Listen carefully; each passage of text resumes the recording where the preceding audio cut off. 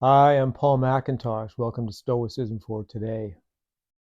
Today, let's start off by talking about what actually is Stoicism.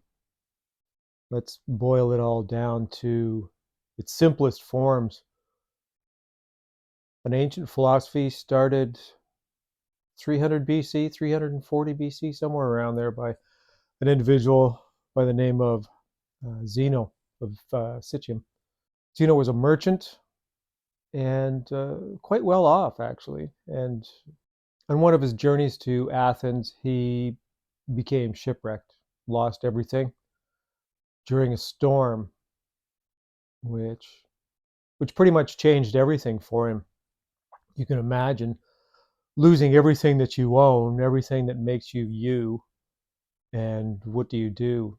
Zeno uh, ended up in Athens, and the story goes that he went through a bookstore looking for philosophy, found something about Socrates, and was introduced to another individual where he began his study in philosophy, which was the foundation for him coming up with Stoicism.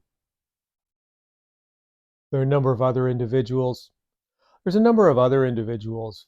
Uh, there are a number of other individuals who are accredited with being a major part of Stoicism.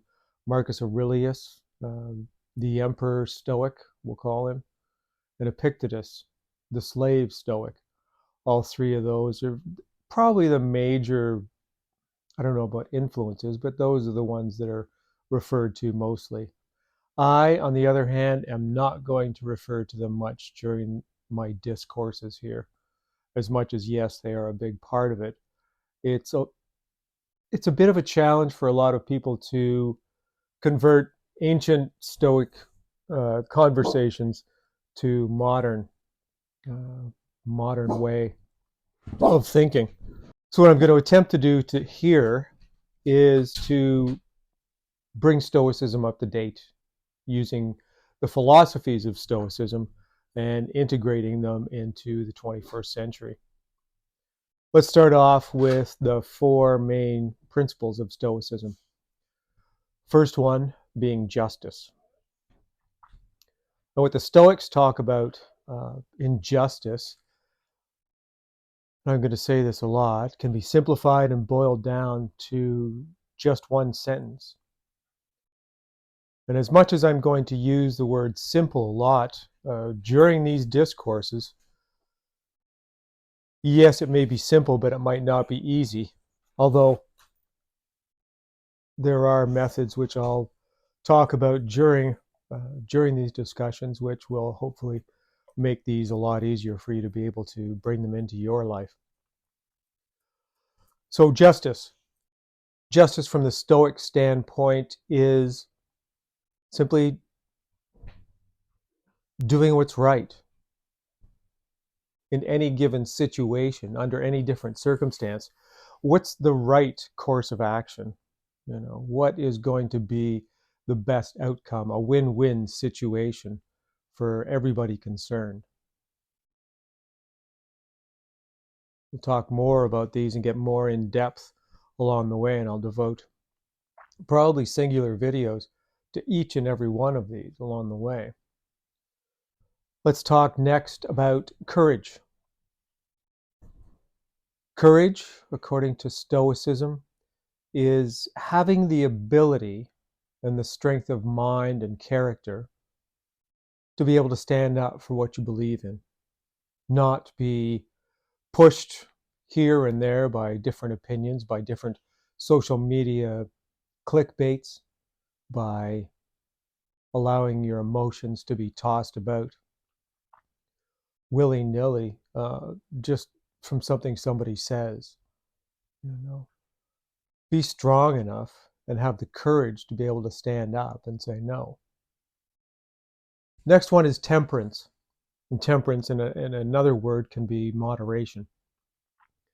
And of course, the phrase that gets used a lot is moderation in all things, even moderation. So don't overindulge is what they're saying. Where does overindulgence of anything lead you? Whether it's whether it's alcohol, drugs, food, uh, obsessions with sex. These are all things which uh, lead to an imbalance really in life. So keep them moderate.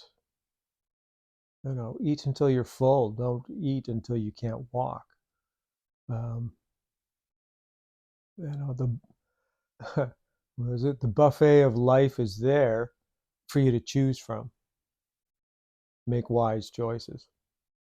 And last but not least is wisdom. And wisdom, according to the Stoic philosophy, is not as much about uh, learned knowledge, or at least school knowledge. I think it's even more relevant today because the modern school system was designed to build workers. You didn't want to allow them enough to be able to think for themselves. You wanted them to be able to consume knowledge and information and be able to regurgitate it and repeat it. There wasn't a lot of promotion of critical thinking, of using your own head, using your own thought. That was kind of frowned upon. So when it comes to Stoic wisdom, it's more about what you have learned in life, what you've been able to experience. Stoicism is it's a very hands-on philosophy. To actually become more stoic, to understand the philosophy more, you really do need to practice it on a day-to-day basis. No matter what your situation, what you're involved in, whether it's work, whether it's your relationships, whether it's designing something, you need to be able to utilize these four principles in those things, in your thoughts, and being mindful of those four different principles. And that's it. That's a very straightforward, simple, what is Stoicism for you? Okay, we'll come back for more. We'll divide these down, take them, and dissect them more later.